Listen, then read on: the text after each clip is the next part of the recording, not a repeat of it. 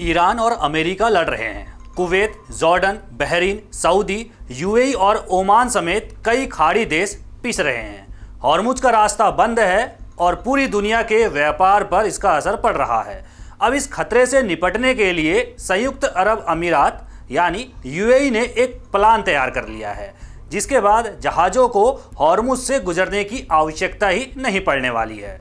इस वीडियो में हम समझेंगे कि ये पूरा मामला क्या है और यूएई का ये नया प्लान कैसे काम करने वाला है। पिछले कुछ महीनों से ईरान अमेरिका के ईगो के चक्कर में हॉर्मुज जंग का मैदान बना हुआ है। ट्रंप 20% मुआवजा वसूल कर हॉर्मुज को कंट्रोल करना चाहते हैं और ईरान इसे हथियार की तरह इस्तेमाल करता आ रहा है। ऐसे में गल्फ देशों का बिजनेस संकट में है, लेकिन यहाँ हीरो बनकर उभरा है भारत का दोस्त यूएई। मतलब संयुक्त अरब अमीरात ने एक बड़ा मास्टर प्लान तैयार किया है, जो कुछ महीनों के भीतर ही हॉर्मुज का बाईपास तैयार कर रहा है। असल में यूएई पश्चिम एशिया में अमेरिका का एक बहुत करीबी और रणनीतिक सहयोगी देश है। यही वजह है कि जब फरवरी के आखिर में अमेरिका और ईरान के बीच संघर्ष शुरू हुआ तो यूएई को इसका सीधा नुकसान उठाना पड़ा। रिपोर्टों में किए गए दावों के मुताबिक ईरान ने यूएई पर करीब 3000 ड्रोन और मिसाइलें दागी। इस दौरान एक बड़े हमले में जब यूएई की सेना ने मिसाइल को हवा में ही मार गिराया तो उसका मलबा सीधे दुबई के जेबल अली पोर्ट पर जा गिरा, जिससे वहां भीषण आग लग गई। आपकी जानकारी के लिए बता दें कि जेबल अली पोर्ट पूरे पश्चिम एशिया का सबसे बड़ा कंटेनर पोर्ट है। ये दुबई के पूरे री एक्सपोर्ट व्यापार की रीढ़ की हड्डी माना जाता है, जो एशिया, अफ्रीका और यूरोप को जोड़ता है। लेकिन इसकी सबसे बड़ी कमजोरी इसकी भौगोलिक स्थिति है। यह पोर्ट फारस की खाड़ी के अंदर स्थित है। इसका मतलब यह है कि जेबल अली पोर्ट पर आने जाने वाले हर जहाज को हॉर्मुज स्ट्रेट से होकर ही गुजरना पड़ता है, जो ईरान और ओमान के बीच का एक बेहद संकरा और संवेदनशील समुद्री रास्ता है। व्यापार पर क्या असर पड़ा? जब अमेरिका ईरान संघर्ष की वजह से ईरान ने हॉर्मुज स्ट्रेट को बंद कर दिया तो जेबल अली पोर्ट का कामकाज पूरी तरीके से ठप हो गया।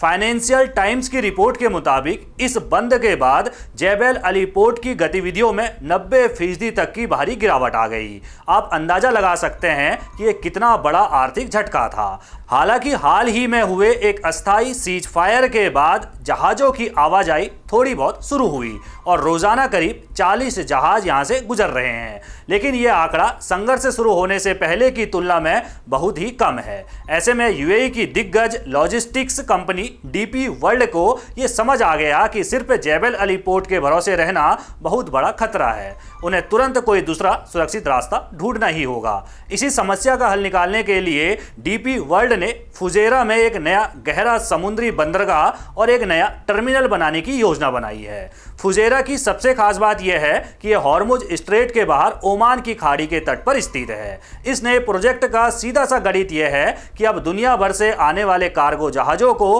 हॉर्मुज स्ट्रेट के भीतर जाने की जरूरत ही नहीं पड़ने वाली है। जहाज बाहर से ही सीधे फुजेरा पोर्ट पर आ जाएंगे। वहां से सामान को ट्रकों और ट्रेनों के जरिए सड़क मार्ग से दुबई, अबू धाबी और बाकी पड़ोसी खाड़ी देशों में भेज दिया जाएगा। यानी ईरान के प्रभाव वाले इलाके को पूरी तरह से बाईपास कर दिया जाएगा।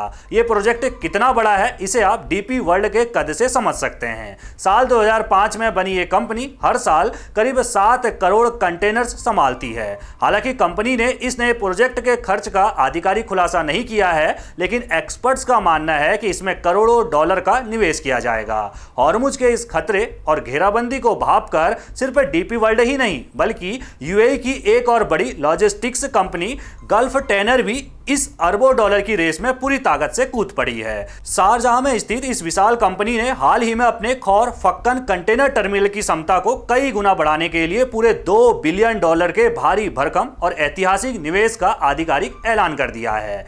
कब तक तैयार होगा और आगे क्या होगा? डीपी वर्ल्ड के एक वरिष्ठ अधिकारी के मुताबिक इस नए पोर्ट को पूरा होने में करीब 18 महीने का समय लगेगा। फिलहाल यूएई सरकार के साथ इसके नियम और शर्तें तय की जा रही हैं। अधिकारी ने यह भी साफ किया कि इस नए पोर्ट के बनने से जेबल अली पोर्ट का महत्व कम नहीं होगा और न ही उसे छोटा किया जाएगा। यह नया फुजेरा पोर्ट जेबल अली की सुरक्षा के लिए एक मददगार पोर्ट के रूप में काम करेगा। देखा जाए तो भू राजनीतिक खतरों को देखते हुए यूएई का ये एक बहुत ही ऐतिहासिक फैसला है। इससे न सिर्फ यूएई की हॉर्मुज स्ट्रेट पर निर्भरता कम होगी, बल्कि खाड़ी देशों में लॉजिस्टिक्स हब के रूप में उसकी स्थिति और भी मजबूत हो जाएगी। अब बात हॉर्मुज पर एक और अपडेट की कर लेते हैं, जो भारत को सीधे प्रभावित करता है। ट्रंप ने 13 जुलाई को घोषणा की कि अमेरिका ईरान के बंदरगाहों की नौसैनिक नाकेबंदी फिर से शुरू करेगा और हॉर्मुज स्ट्रेट से गुजरने वाले सभी कार्गो जहाजों पर 20% चार्ज वसूलेगा। उन्होंने कहा कि यह शुल्क उन अमेरिकी सैन्य बलों की सुरक्षा व्यवस्था की भरपाई के लिए होगा जो इस समुद्री मार्ग की निगरानी कर रहे हैं। ट्रंप के ऐलान की मुख्य बातें यह हैं कि यह शुल्क ईरान को छोड़कर सभी देशों के जहाजों पर लागू होगा। ईरान से जुड़े जहाजों को इस मार्ग से गुजरने की अनुमति ही नहीं दी जाएगी और यह नाकेबंदी 14 जुलाई रात 8 बजे से लागू भी हो चुकी है। व्हाइट हाउस में पत्रकारों से बातचीत के दौरान ट्रंप ने कहा कि अमेरिका ईरान पर कड़ा प्रहार कर रहा है और फिलहाल हॉर्मुज स्ट्रेट पर नियंत्रण बनाए हुए है। हालांकि उन्होंने यह भी कहा कि ईरान के साथ शांति समझौते की संभावना अभी भी बनी हुई है। अब सवाल यह है कि भारत के लिए ये इतना बड़ा खतरा क्यों है। भारत की करीब 40% कच्चे तेल की, 60% LNG की और करीब 90% LPG की सप्लाई इसी हॉर्मुज स्ट्रेट से होकर आती है।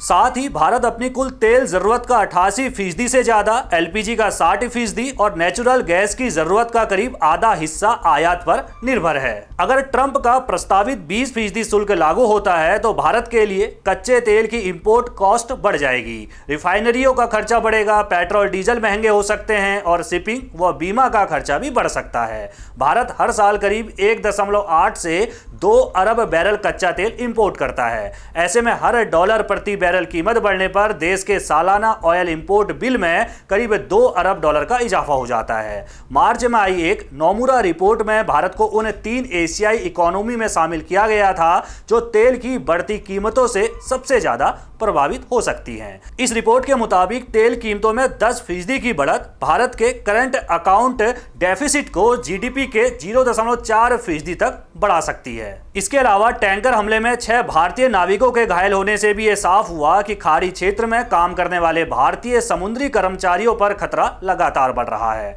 एक्सपर्ट्स का मानना है कि अगर हॉर्मुज स्ट्रेट में तनाव और बढ़ता है तो तेल और गैस की ग्लोबल सप्लाई चेन प्रभावित हो सकती है। भारत समेत कई देशों की एनर्जी कॉस्ट बढ़ सकती है, जहाज चलाने और उनका बीमा कराने में ज्यादा पैसा लगेगा। ग्लोबल तेल कीमतों में फिर से उछाल आ सकता है और इंटरनेशनल ट्रेड और सप्लाई चेन पर भी इसका असर पड़ सकता है। लेकिन यूएई अगर हॉर्मुज का बाईपास रास्ता निकाल ले तो भारत के लिए भी ये राहत की खबर है। हॉर्मुज पर छिड़े घमासान और यूएई के इस कदम पर आपकी क्या राय है, कमेंट करके जरूर बताइएगा। बाकी वीडियो पसंद आया हो तो इसे लाइक कीजिए और चैनल को सब्सक्राइब करना ना भूलिएगा।